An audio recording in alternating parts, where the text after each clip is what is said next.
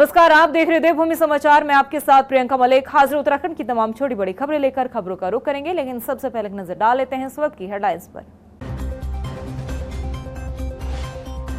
उत्तराखंड में निकाय चुनाव नजदीक आते ही मलिन बस्तियों पर सियासत शुरू। मलिन बस्तियों के नियमितीकरण की उठी मांग। मलिन बस्तियों के वोट बैंक पर टिकी निगाहें। उत्तराखंड में साइबर हमलों से निपटने के लिए किया साइबर सिक्योरिटी टास्क फोर्स का गठन। सीएम धामी ने दिए सोमवार तक वेबसाइट्स को सुचारू करने के निर्देश। देहरादून पुलिस ने फर्जी कंसल्टेंसी फर्म का किया खुलासा। विदेश भेजने के नाम पर ठगी को दिया जाता था अंजाम। फर्जी ऑफर लेटर देकर युवाओं को भेजा विदेश। और चमोली के चौखंबा ट्रैक पर फंसे 2 पर्वतारोहियों का किया सुरक्षित रेस्क्यू। तीसरे दिन सुरक्षित निकाले गए विदेशी ट्रैकर्स। 6015 फीट की ऊंचाई पर फंसे थे पर्वतारोही। हेडलाइंस के बाद बुलेटिन में खबरें विस्तार से। उत्तराखंड में निकाय चुनाव नजदीक आते ही मलिन बस्तियों के नियमितीकरण का जिन एक बार फिर से बाहर आ चुका है। शहरी क्षेत्रों में बसी इन मलिन बस्तियों के वोट पाने के लिए राजनीतिक दलों के नेता अपने आप को इनका हिमायती बताने में जुट गए हैं, जबकि सरकार के लिए चिंता बढ़ने वाली ये बात है। ये रिपोर्ट देखिए। उत्तराखंड में निकाय चुनाव की तैयारियों के बीच मलिन बस्तियों के नियमितीकरण के मुद्दे पर सियासत फिर से गरमाने लगी है। सभी राजनीतिक दल अब मलिन बस्तियों के हिमायती बने खड़े हैं और सरकार से मलिन बस्तियों को नियमित करने की मांग कर रहे हैं। दरअसल प्रदेश में 2011 में हुए सर्वे के मुताबिक 582 मलिन बस्तियां चिन्हित की गई थी, जिसमें करीब 10 लाख लोग रहते हैं। सर्वे रिपोर्ट में 582 मलिन बस्तियों में से 3.4% मलिन बस्तियां खतरनाक जोन में बसी हुई थी। 43% बस्तियां बाढ़ प्रभावित क्षेत्र में बसी थी और 42% बस्तियां गैर सूचित क्षेत्र में बसी हुई थी। इन बस्तियों में 55% लोग पक्के मकान में रहते थे, 29% लोग आधे कच्चे मकान में रहते थे और 16% लोग पूर्ण रूप से कच्चे मकान में रहते थे।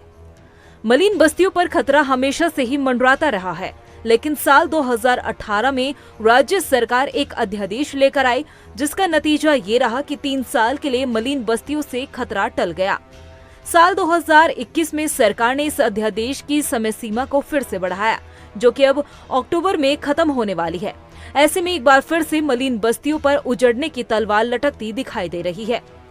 हालांकि मलिन बस्तियों की नियमितीकरण की मांग समय समय पर राज्य के भीतर उठती रही है और इन मांगों को उठाने वाले नेताओं में सत्ता पक्ष के विधायक भी शामिल है। देखिए, अभी चूंकि 21 अक्टूबर तक का समय हमारे पास है, पूरे प्रदेश भर में जो हमारी मलिन बस्तियां हैं, मेरी माननीय मुख्यमंत्री से चर्चा हुई थी, उस पर बहुत जल्दी हम लोग जो है फैसला करें। वहीं कांग्रेस खुद को मलिन बस्ती निवासियों की हितैषी बता रही है। साथ ही बीजेपी सरकार पर मलिन बस्तियों में रहने वाले गरीब लोगों का शोषण करने का आरोप लगाया है। भारतीय जनता पार्टी की सरकार ने मलिन बस्तियों में निवास करने वाले लोगों को हितों में कुठाराघात करने का काम किया है। 2016 में कांग्रेस की सरकार ने मलिन बस्ती रेगुलेशन एक्ट बनाया था और उनको व्यवस्थित करने का काम किया था। मालिकाना हक देने की बात कह के गए थे, लेकिन 8 साल व्यतीत होने के बाद भी सरकार के कान में जूं नहीं रह रही है और मलिन बस्तियों में डोजर चलाने का काम किया। उत्तराखंड में निकाय चुनाव का बिगुल बजते ही राजनीतिक दलों को एक बार फिर से मलिन बस्तियों की याद आ गई, क्योंकि मलिन बस्ती सबसे बड़ा वोट बैंक माना जाता है और यही वजह है कि मलिन बस्तियों में रहने वाले लोगों को रिझाने के लिए दावे और वादों के बीच बीजेपी और कांग्रेस में आरोप प्रत्यारोप का सिलसिला शुरू हो गया है। ऐसे में देखना ये होगा कि इस मुद्दे पर सिर्फ सियासत होती है या फिर नियमितीकरण की मांग पूरी होगी। मुख्यमंत्री पुष्कर सिंह धामी ने साइबर हमलों से निपटने के लिए साइबर सिक्योरिटी टास्क फोर्स का गठन करने के निर्देश दिए हैं।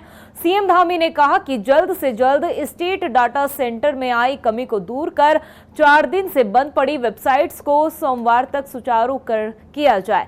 वहीं ऑनलाइन प्लेटफॉर्म की सुरक्षा और डाटा रिकवरी के लिए डिजास्टर रिकवरी सेंटर की स्थापना करने की भी बात कही गई है।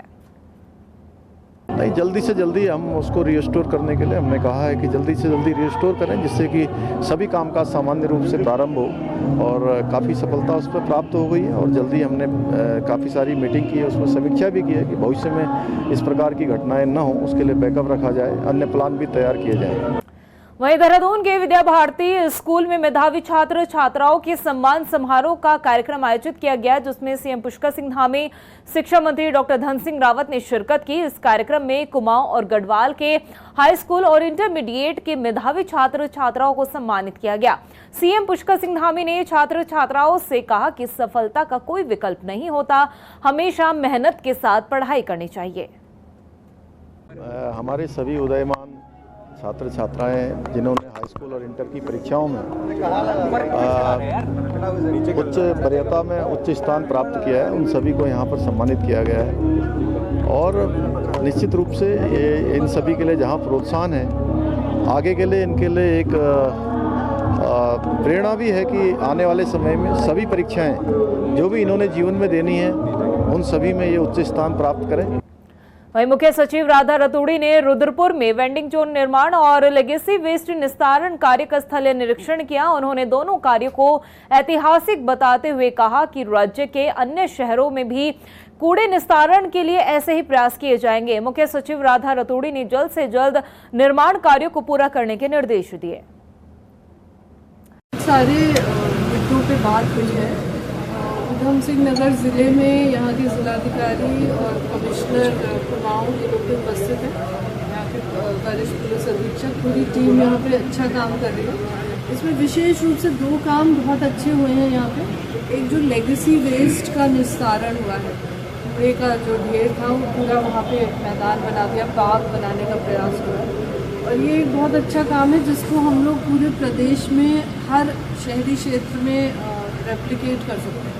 इसलिए इसको देखने के लिए हम लोग यहाँ आए हुए हैं और डीएम साहब ने पूरा दिखाया। दूसरा वो वेंडिंग जोन है जहाँ पे दुकानें बनाई जा रही हैं और वहाँ के लोग भी बहुत उससे संतुष्ट हैं। लेगेसी वेस्ट डिस्पोजल पे भी जिन लोगों के घर आसपास हैं वो भी बहुत प्रसन्न है, क्योंकि वो लोग बहुत परेशान थे उस कूड़े के ढेर से। प्रदेश कांग्रेस विचार विभाग ने पार्टी मुख्यालय से जनसंपर्क अभियान की शुरुआत की। इस दौरान एक पोस्टर भी लॉन्च किया गया। कांग्रेस बुद्धिजीवी विभाग के अध्यक्ष प्रदीप जोशी ने बताया कि प्रदेश के रिटायर्ड कर्मचारी, महिलाओं और युवाओं को इस अभियान से जोड़ा जाना है और उन्होंने ये भी कहा कि अगले 1 साल में 14,000 से ज्यादा सदस्य बनाने का लक्ष्य रखा गया है।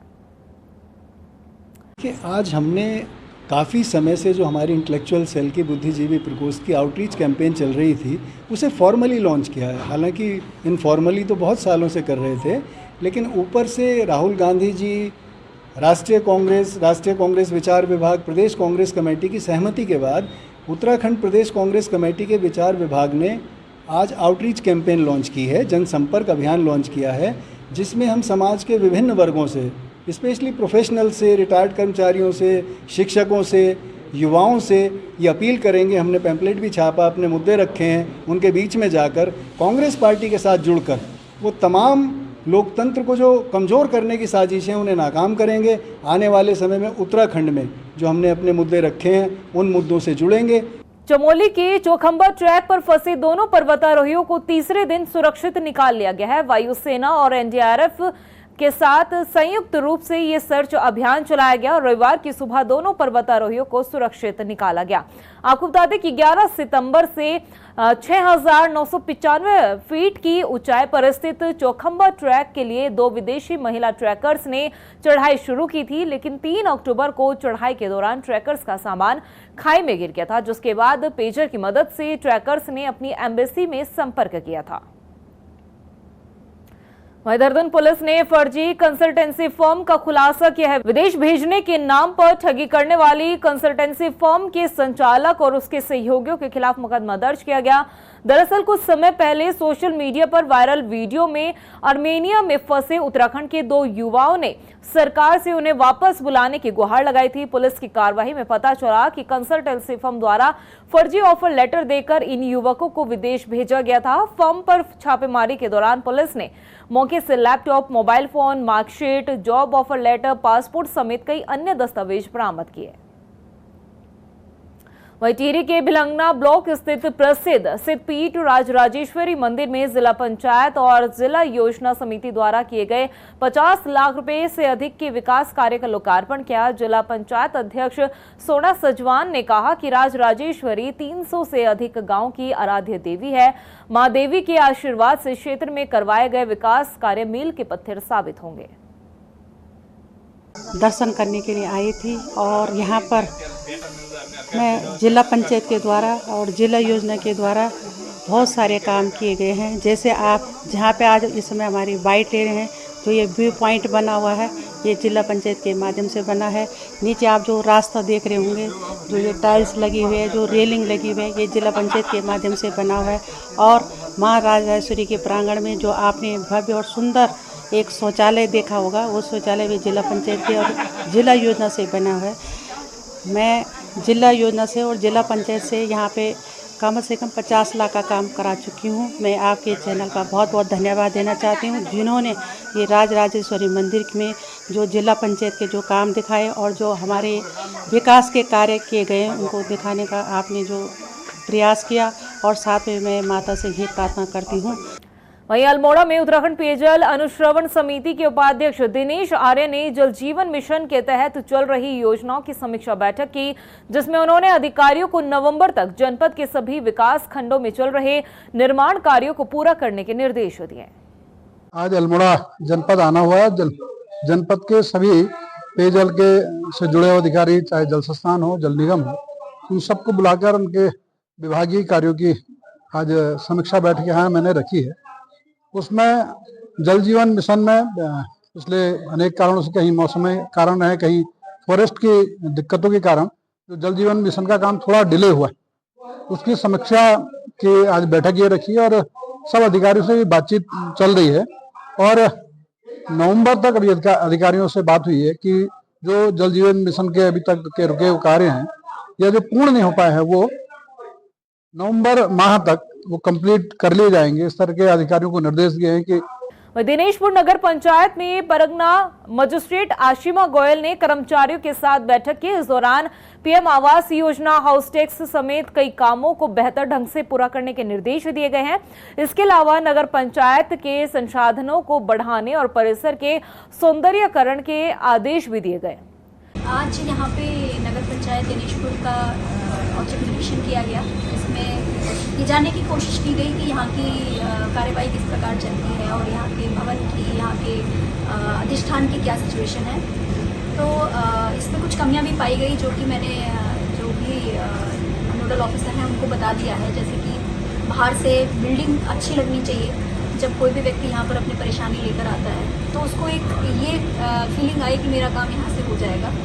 तो उसके अनुसार भी कुछ आदेश दिए गए हैं। बाकी जो इनका फील्ड का वर्क है, जिसमें हाउस टैक्स कलेक्शन हो गया या फिर प्रधानमंत्री आवास के घर बनाने का काम हो गया, या स्ट्रीट लाइटिंग का हो गया, या सॉलिड वेस्ट मैनेजमेंट हो गया, उस सब में भी बहुत ही अच्छे से काम करने के निर्देश दिए। वहीं उधम सिंह नगर की महुआ डाबरा नगर पंचायत में राज्य सफाई कर्मचारी आयोग के सदस्य हर्ष रत्नाकर ने सफाई कर्मचारियों के साथ बैठक की और कर्मचारियों की समस्याओं के समाधान का आश्वासन दिया। वहीं सफाई कर्मचारियों ने ठेकेदारों पर उत्पीड़न का आरोप लगाते हुए कहा कि मनमर्जी तरीके से काम लिया जाता है। इतना ही नहीं, सफाई कर्मचारियों ने बताया कि कागजों में ठेकेदार कोई और है और वास्तव में ठेकेदारी करने के लिए कोई और आता है, जिस पर अब जांच के निर्देश दिए गए हैं। क्योंकि समस्या यह है कि उनका पीएफ और एसआई जमा नहीं हो पा रहा है। मैंने सख्त अधिकारी को निर्देश देते हुए कहा कि 8 दिन के अंदर अगर इनका पीएफ और एसआई जमा नहीं हुआ तो कड़ी कार्रवाई की जाएगी। ये हमारे आदरणीय पुष्कर सिंह धामी जी की सरकार है। पुष्कर सिंह धामी जी की सरकार में अगर कोई अधिकारी ने भी कोई भी गलती की तो बख्शा नहीं जाएगा। मीटिंग में हमने ये निर्णय लिया है कि जिनको 10 साल हो गए हैं, हमारी सरकार उनको परमानेंट करेगी। वो सभी नगर निगम, नगर पालिकाओं ने अपने यहाँ से लेटर भेजकर शासन को लेटर भेजा है। वो लेटर हम शासन को और आयोग को प्राप्त हो। वहीं मंगलौर विधानसभा के गांव टांडा भनेड़ा में कब्रिस्तान में फैली गंदगी को लेकर स्थानीय लोगों ने नाराजगी जाहिर की है। ग्रामीणों का कहना है कि कब्रिस्तान में जनाजों को दफनाया जाता है, पर गांव के कुछ लोग जो है इसमें गंदगी फैलाते हैं। ग्रामीणों का कहना है कि प्रधान समेत तमाम जनप्रतिनिधियों को इस समस्या से अवगत कराया गया, शिकायत की गई, लेकिन अभी तक कोई समाधान नहीं किया गया। की जमीन होती है वो पाक होती है, इसमें मुस्लिम दफन होता है और आप दिखा सकते हो कि ये देखो कूड़ा यहाँ पे वक्फ बोर्ड भी कुछ नहीं कर कितना पा है रहा। कितना नहीं, बहुत ज्यादा गोबर है, कुबाड़ा है, सब कुछ है, पेड़ लाइटिंग वगैरह, गंदे कपड़े। जो भी मेहमान आते हैं, जब डेथ हो जाती है, इंतकाल हो जाता है, तो मेहमान आते हैं इतनी गंदगी। तो रुड़की के शेखपुरी में एक परिवार ने पुलिस कर्मियों पर अभद्रता करने का आरोप लगाया। पीड़ित परिवार का कहना है कि दो पक्षों में हुए विवाद पर पुलिस ने एक तरफा कार्रवाई की है। इस मामले में दोनों पक्ष की तरफ से तहरीर दी गई, मगर मुकदमा सिर्फ एक पक्ष पर हुआ। हालांकि एसपी देहात स्वप्न किशोर सिंह का कहना है कि आरोपियों की गिरफ्तारी के लिए पुलिस गई थी और पूरी कार्रवाई नियम अनुसार की गई है। फिर मैंने अपने हस्बैंड को बोला, इनको बोले कि यहाँ से चले जाएं, तो वो बोले कि नहीं वो जाएंगे नहीं, लेडीज़ पुलिस को इन्फॉर्म करने के लिए बोलो तुम वहाँ से। तो मैंने जैसे ही लेडीज़ पुलिस को मतलब इन्फॉर्म करने के लिए बोला, लेकिन वो नहीं आए, जेंट्स ही आए थे और गेट मतलब नॉक कर रहे थे बार बार। वो अंदर आकर मतलब बेड फ्रिज हर जगह चेक करके गए, बाथरूम तक, मतलब हर जगह एक एक बॉक्स जो चेक करना नहीं चाहिए था वो भी चेक क्यों किया आकर, और मुजरिम भी साथ थी। प्रदेश की खबरों में इतना ही, फिर हाजिर होंगे कुछ खास खबरों के साथ। तब तक के लिए मुझे दे इजाजत, लेकिन जाने से पहले एक नजर हेडलाइंस पर। नमस्कार। उत्तराखंड में निकाय चुनाव नजदीक आते ही मलिन बस्तियों पर सियासत शुरू। मलिन बस्तियों के नियमितीकरण की उठी मांग, मलिन बस्तियों के वोट बैंक पर टिकी निगाहें। उत्तराखंड में साइबर हमलों से निपटने के लिए किया साइबर सिक्योरिटी टास्क फोर्स का गठन। सीएम धामी ने दिए सोमवार तक वेबसाइट्स को सुचारू करने के निर्देश। देहरादून पुलिस ने फर्जी कंसल्टेंसी फर्म का किया खुलासा। विदेश भेजने के नाम पर ठगी को दिया जाता था अंजाम।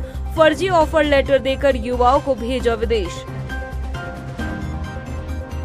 और चमोली के चौखंबा ट्रैक पर फंसे 2 पर्वतारोहियों का किया सुरक्षित रेस्क्यू। तीसरे दिन सुरक्षित निकाले गए विदेशी ट्रैकर्स। 6015 फीट की ऊंचाई पर फंसे थे पर्वतारोही।